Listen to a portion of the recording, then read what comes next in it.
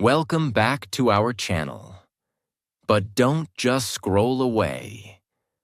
Because what you're about to hear is not just a business story. This is a life story.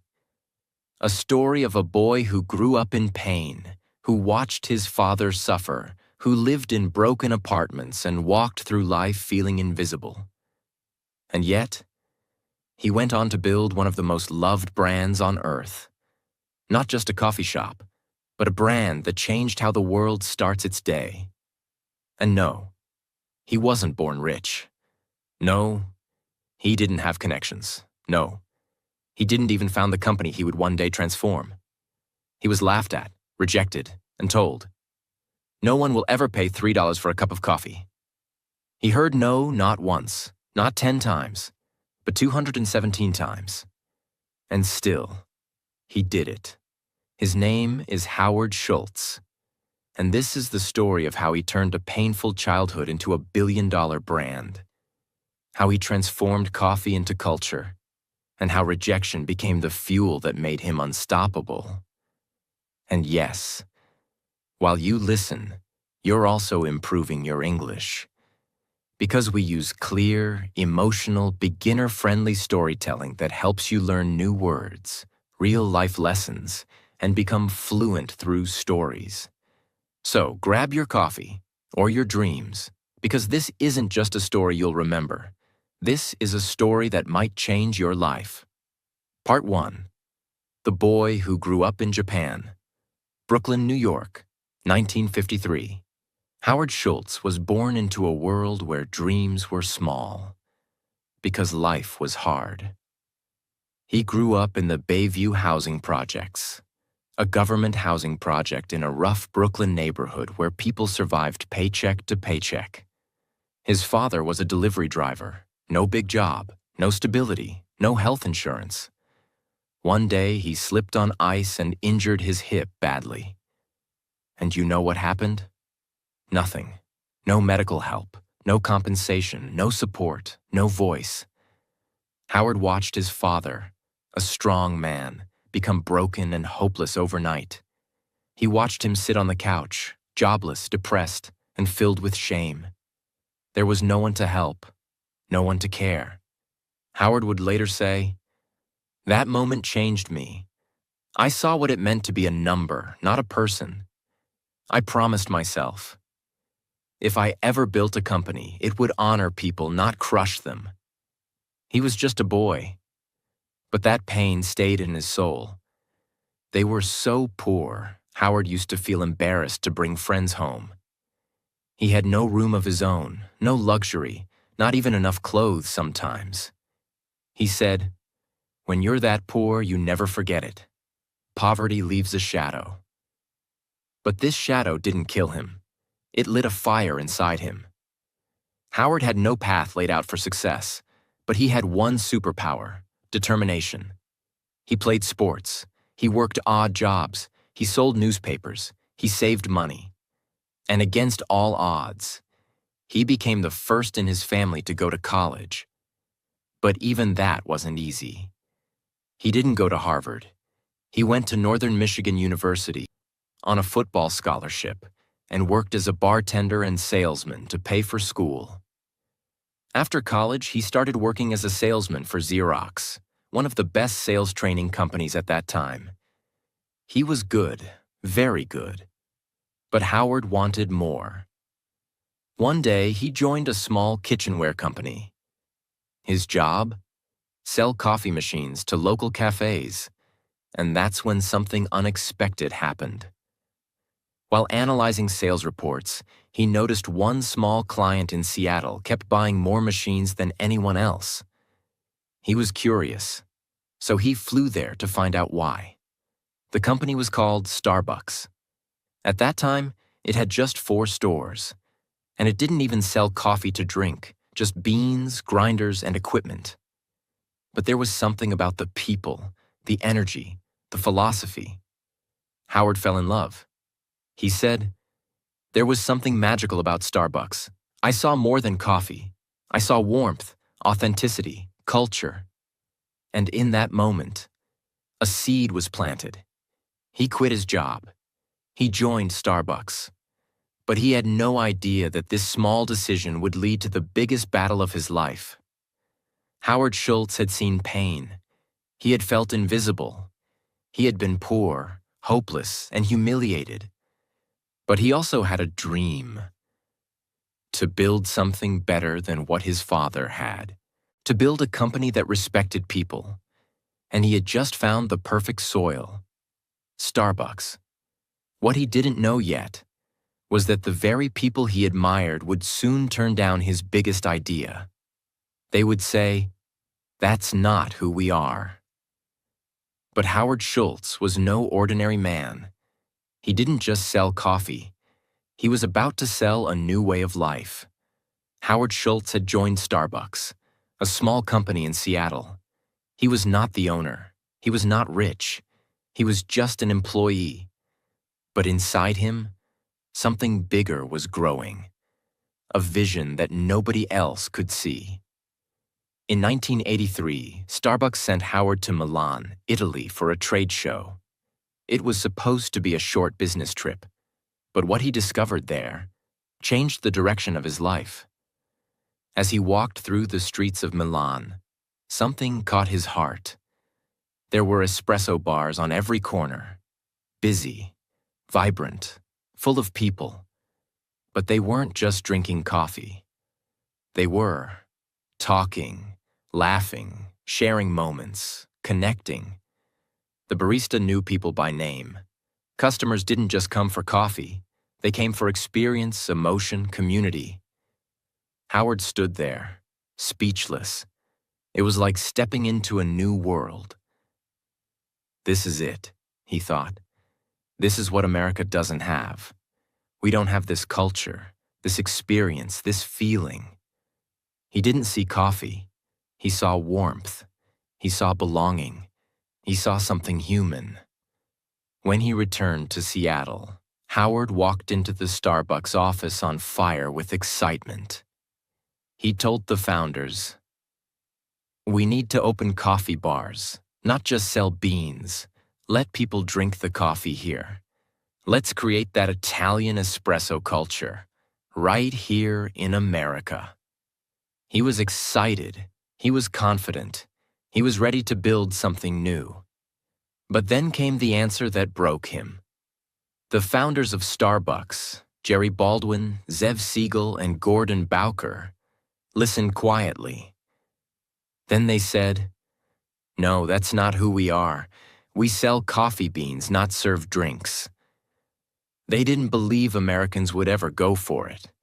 They thought people wouldn't pay $2 or $3 for a cup of coffee. They thought it was too risky, too strange. Howard was stunned. This was his moment, his dream, his mission, and it was crushed. Howard didn't argue. He didn't scream, but inside he knew. If they won't do it, I have to do it myself. And so, with nothing but belief, Howard made the biggest decision of his life. He would leave Starbucks to start his own coffee bar. Howard was heartbroken. He loved Starbucks, but his dream was bigger than loyalty. So in 1985, he quit. He decided to start a company called Il Giornale, named after an Italian newspaper. But he had no money. He had to raise funds to start. Howard believed in his idea.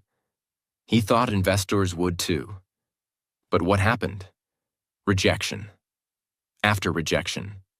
After rejection. He would walk into meetings full of passion and walk out with closed doors. Americans won't pay $3 for coffee. You're not Italian. This won't work here. You're dreaming too big. He was laughed at, ignored, and insulted. He said, "I was rejected 217 times. That number is burned into my brain." But he kept going, day after day, meeting after meeting, pitch after pitch, until finally, 30 investors said yes. He raised $400,000. And in 1986, opened his first coffee bar in Seattle. It wasn't just a coffee shop. It was a love letter to Italy. Howard made sure everything felt different. Italian music played softly in the background. Baristas remembered your name. You didn't just buy coffee. You had an experience. And guess what? People loved it. They didn't care that it was new. They didn't care about the price. They came for the feeling. Il Giornale became an instant hit. Howard proved them wrong. While Il Giornale was booming, something unexpected happened. The founders of Starbucks, the very people who said no, decided to sell the company. They were moving on. Starbucks was too small for them now. Howard saw a chance, a big one, a dangerous one. A dream that had once been denied to him was now up for sale. But there was a problem. In 1987, Howard found out the price. To buy Starbucks, he needed $3.8 million. That's about $10 million today. And Howard didn't have that kind of money. He was still small, still building. But this wasn't just a business move for him. This was personal. This was his dream. So once again, he went back into battle. He talked to every investor he could find. He begged, he pitched, he cried. He told them, "This is not just a coffee company. This is my life's purpose." Finally, after weeks of effort, he raised the money. And in August 1987, at age 34, Howard Schultz bought Starbucks for $3.8 million. And he didn't just buy the company. He bought back his vision. Part 2. The coffee that became a culture. It was 1987. Howard had just bought Starbucks, but what did he actually buy? It wasn't a global brand. It wasn't profitable. It wasn't even a proper cafe. All it had was 6 stores, a small roasting plant, a confused brand identity, and a few dozen employees. The company did not serve coffee to drink. It only sold coffee beans, machines, and accessories. There were no lattes, no cappuccinos, no frappuccinos, and no music. Nothing you recognize today existed yet. Howard had a mountain to climb. Howard didn't just want to own Starbucks, he wanted to reinvent it. His mission was clear. Starbucks will not just sell coffee, it will sell an experience, a feeling, a third place between work and home. So he got to work. Howard had 3 key principles. 1. Create a human connection. Customers should feel seen, valued, and respected. 2. Design stores with emotion. Each store would be warm, inviting, with soft lighting, music, and a unique smell. 3. Make every cup feel personal. The baristas would remember names, smile, and make you feel like family. He didn't want to sell fast coffee. He wanted to build ritual, emotion, and community, just like he saw in Italy. Howard focused on tiny things that other businesses ignored. The smell inside the store. Never let food overpower the smell of coffee. The music. Every Starbucks had curated playlists to match the mood. The seating. Cozy, not cramped. The counters, designed so baristas and customers could talk comfortably. The lighting, always soft, never harsh. The names on cups, to make every customer feel special. And most importantly, the person behind the counter is not just making coffee. They are creating warmth. Howard believed the employees were the heart of the brand. He didn't call them staff or workers. He called them partners. Even part-time baristas were given healthcare benefits, stock options, training not just for skill, but for soul. This was revolutionary in America, especially for a coffee shop.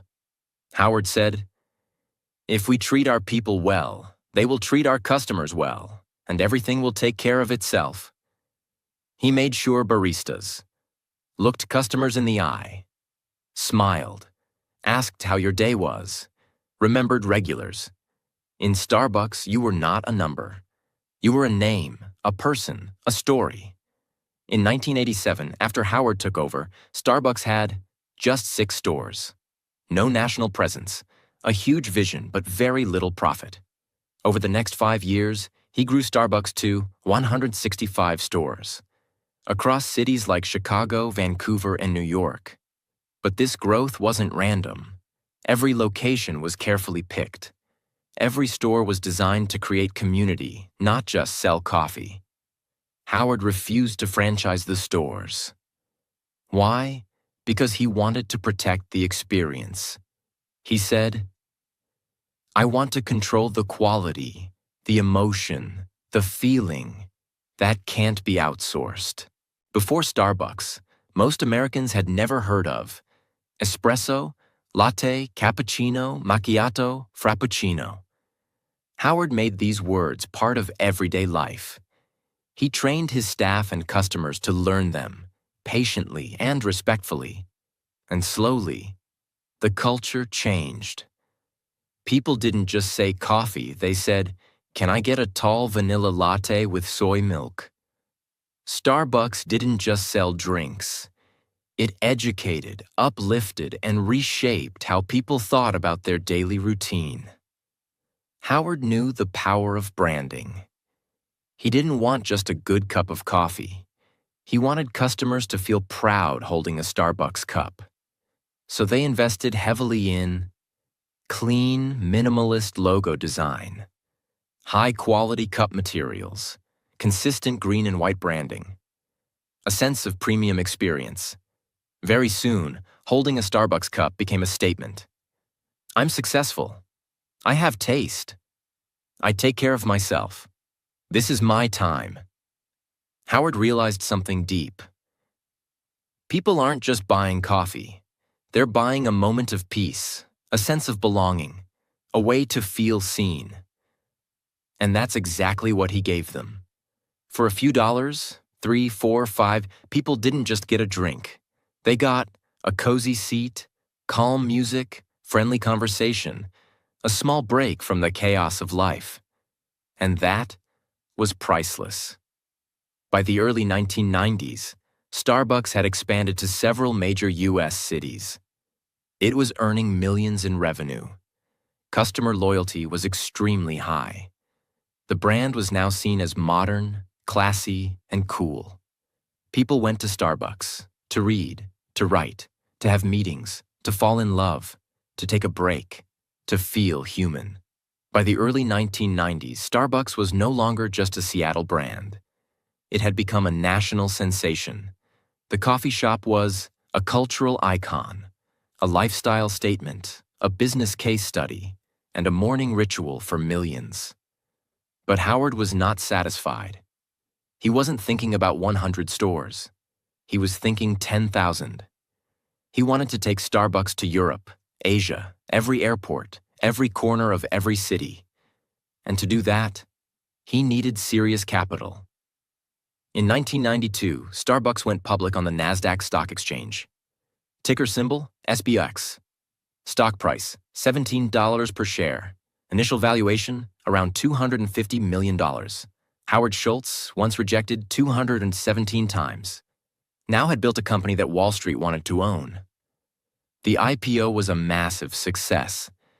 Starbucks stock skyrocketed in the first year. With fresh funding, Howard had the fuel he needed to expand faster than ever before.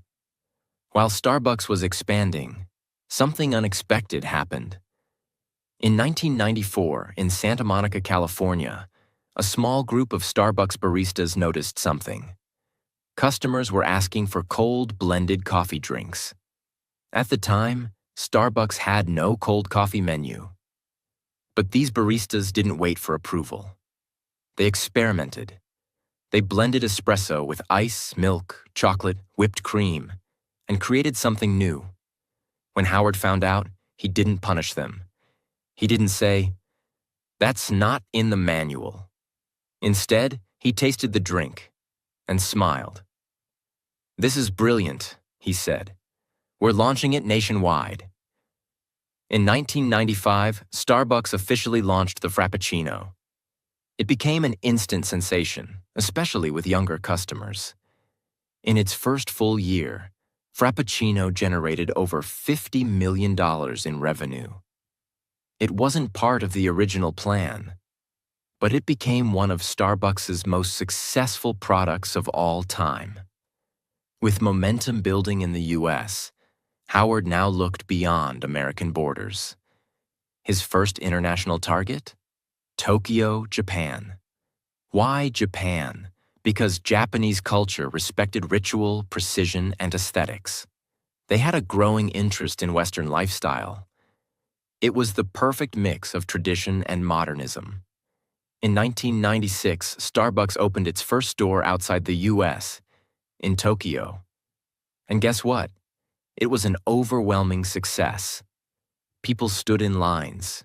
It became a fashion statement, and it set the tone for future global expansion.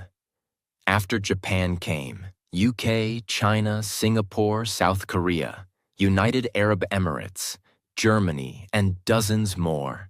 By the end of the 1990s, Starbucks was in over 20 countries. As Starbucks grew, so did the numbers. By 1997, 1,400 stores. By 1999, 2,500 plus stores. Annual revenue, over $1 billion. Howard's net worth, over $100 million. But along with success came new challenges. When you grow from one store to 2,500 in a few years, quality control becomes a nightmare. Some problems started to appear. Inconsistency. Some stores felt warm and personal. Others felt cold and robotic. Overcrowding. Stores became too busy. People complained about long lines and noise. Overstandardization. The same colors, music, and design began to feel too corporate. Howard felt uneasy. I didn't want to build McDonald's. I wanted to build something meaningful. But now Wall Street was involved. Shareholders wanted faster growth, more stores, higher profits. Howard was now in a tug of war, between vision and velocity, between purpose and pressure, between soul and scale. At this point, Howard Schultz was not just a CEO. He was managing thousands of employees, overseeing global expansion, dealing with investors, protecting company culture. He was exhausted. In 2000, after building Starbucks for nearly 20 years, Howard made a shocking announcement. He was stepping down as CEO. Howard said, "I've taken the company as far as I can. Now it's time for someone else to take it higher." He stayed as chairman, but gave day-to-day leadership to Orrin Smith and later Jim Donald. The new leaders focused more on growth, stock prices, and systems. And at first, it worked. Stores kept opening. Profits kept growing. Stock prices kept rising. But something else was growing too. Disconnection. Howard would later say, "I walked into some stores, and I didn't recognize them. They were clean, busy, profitable, but something was missing." The soul of Starbucks, that warm, personal feeling, was fading. By 2007, cracks turned into shocks. The global financial crisis hit. Consumers were spending less. Critics began saying, "Why pay $4 for coffee in a recession?" Starbucks started closing stores, cutting jobs, facing public criticism. Its stock price dropped from $40 to $8, an 80% crash. And suddenly the company that once felt invincible looked like it might fall apart. Howard watched from the sidelines, helpless, frustrated, and heartbroken. But he wasn't done yet. Part 3. The Comeback of a Broken Dream. It's 2008. Starbucks is in trouble. The global economy is falling apart. The world is entering a financial crisis. People are losing their jobs. Families are cutting their spending. And suddenly, $4 coffee no longer feels like a small treat. It feels like a luxury they can't afford. Sales drop. Customer visits fall. Store traffic slows. Starbucks, once a symbol of modern culture, is now seen as overpriced, overrated, overexpanded. And the numbers are brutal. In 1 year, the stock falls from $40 to under $8. The company loses over $6 billion in value. Store closures begin. Hundreds of locations shut down. Thousands of employees are laid off.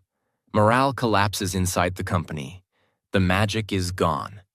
And behind the scenes, one man is watching. Heartbroken.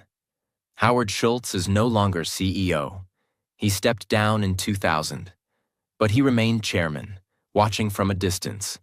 He visits stores and feels a sharp pain in his chest. "This is not what I built," he whispers. He sees dirty floors, distracted baristas, empty chairs, customers who feel rushed and invisible. Everything he stood for, connection, experience, emotion, is fading fast. And then, one day, the board of directors comes to him and says, "Howard, we need you back." It's January 2008. Howard Schultz, now 54 years old, steps back in as CEO of Starbucks. But this time, it's different. He's not coming back to lead a celebration. He's coming back to save a dying dream. And he knows the truth. This will be the hardest fight of his life. The world is in crisis. The media doubts him. The company is collapsing. And worse, the culture is broken. But Howard doesn't hide. He steps in with fire in his eyes and says to his team, "We are not in the coffee business serving people. We are in the people business serving coffee. And we've forgotten that." Howard begins with radical decisions. 1. Closes 900 stores. Yes, 900 stores across the US and abroad are shut down. Not because they didn't make money, but because they didn't reflect the brand's soul. 2. Fires thousands of employees. It breaks his heart, but he knows. If we don't cut now, we may not survive. 3. Halts all new store openings. Growth is paused. Focus returns to quality. 4. Cuts his own salary. He reduces his annual salary to $1 to send a message. "This is not about me. This is about saving us." 5. Retrains every single barista. Howard shuts down all 7,000 stores in the US for one day. It costs millions of dollars in lost revenue. But to him, it's worth it. That day, every Starbucks partner goes through espresso retraining. Howard says, "We're not just fixing technique. We're bringing back pride." Howard focuses on restoring the magic. Better espresso machines for consistency and flavor. No more microwaved sandwiches. The smell ruined the coffee aroma. More focus on eye contact, conversation, personalization. Redesigning stores, making them feel like real third spaces again. He also introduces new ideas. Free Wi-Fi in all locations.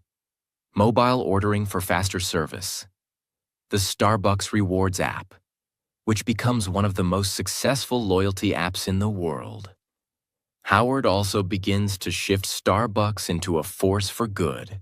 He increases investment in fair trade coffee, supporting small farmers in Latin America and Africa, ethical sourcing, ensuring farmers are paid fairly, sustainability, reducing waste, promoting recycling, diversity and inclusion, hiring more veterans, minorities, and refugees. He says, "Success is empty if you're not lifting others with you." And Starbucks becomes more than a coffee company again. It becomes a brand that stands for something bigger. By 2010, the world sees something incredible. Starbucks rises again. Here are the results. Revenue climbs back to $11.7 billion. Net income grows to $946 million. Stock price recovers to over 30. Customer traffic increases. Employee satisfaction rises. Brand trust is restored. From Wall Street to Main Street, people say the same thing. Howard Schultz saved Starbucks. But more than numbers, something else returns. The aroma of real coffee. The sound of soft music. The sight of baristas smiling again. The energy of connection inside stores. The Starbucks experience is alive once more. Howard walks into a store in Brooklyn, not far from where he grew up. He sees a young barista hand a cup to an old man, smile, and say, "This one's on me today, sir. You always brighten our day." Howard smiles. "That," he says, "is what it's all about." Part 4. The Final Cup. Legacy of a Dreamer Who Never Gave Up.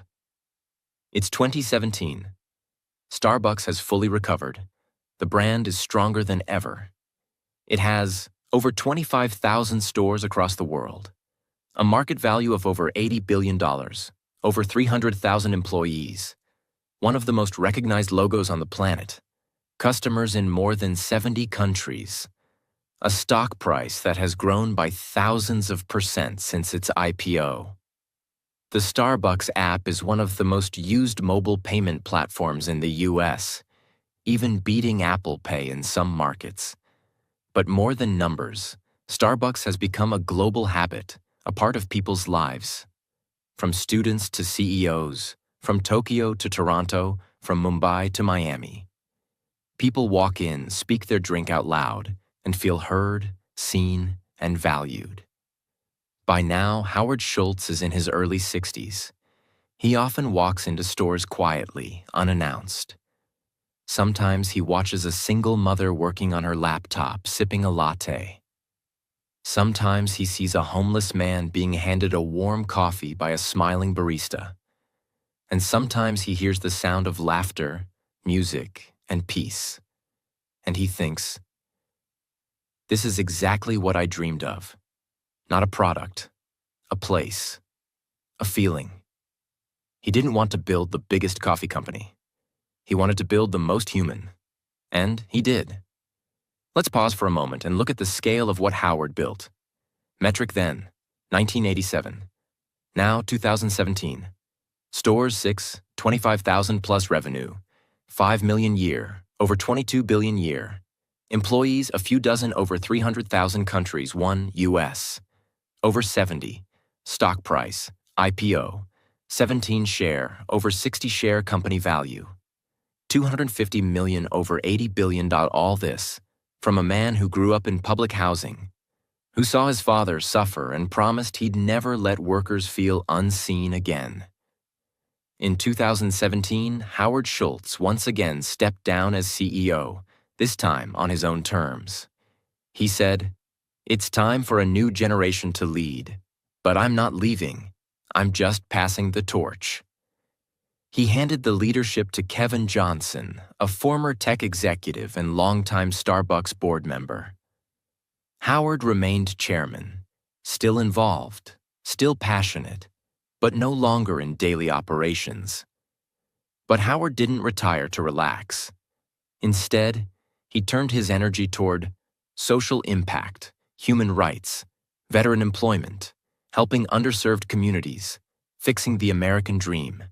He launched initiatives to hire over 10,000 military veterans, offer free college education to Starbucks employees through partnerships, provide employment to refugees and disadvantaged youth, advocate for racial and economic equity. Howard believed that companies have a responsibility bigger than profit. We are not in business to make money alone. We are in business to elevate humanity. Most people don't know this.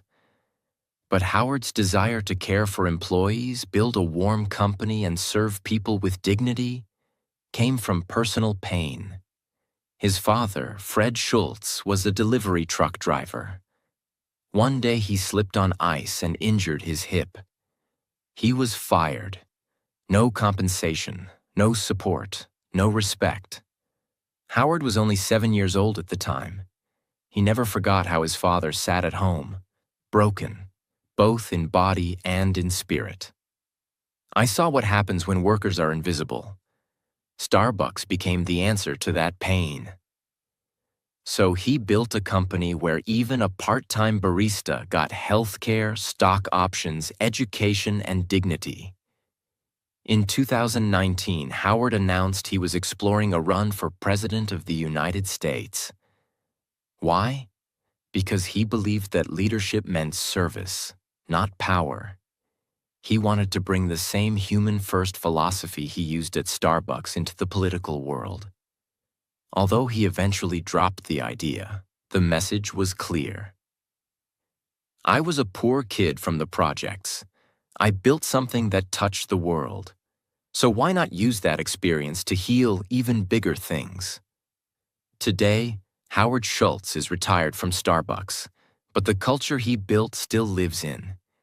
Every smiling barista, every warm cup of coffee, every customer who sits and feels at peace, every employee who is called a partner, not a worker, every morning ritual that begins with a name written on a cup.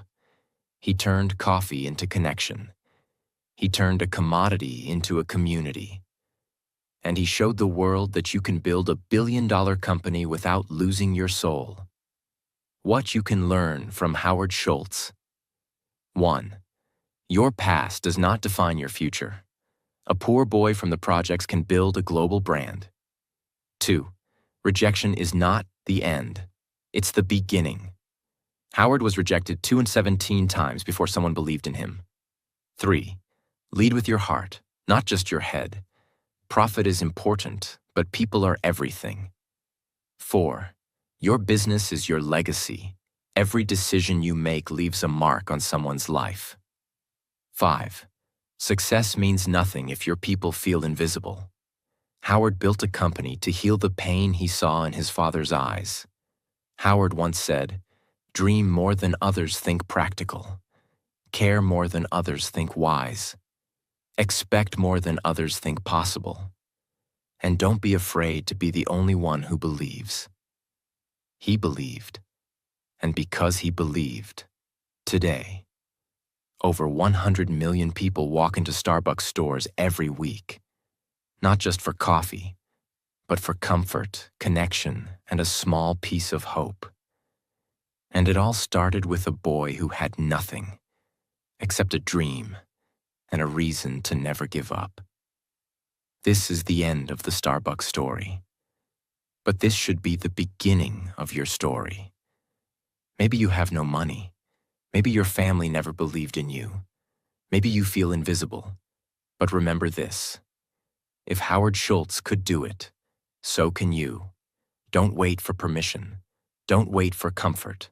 Don't wait for the world to clap. Start now. Build. Believe. Begin. Because your dream matters. And one more thing. This story wasn't just about coffee. It was about life, leadership, love, and legacy. It was told in simple English so that anyone, anywhere in the world, can understand it and feel inspired. So if you learned something today, if you felt something today, then share it. Because maybe someone out there needs to hear this story more than you can imagine. Thank you for listening. Thank you for dreaming. And thank you for believing.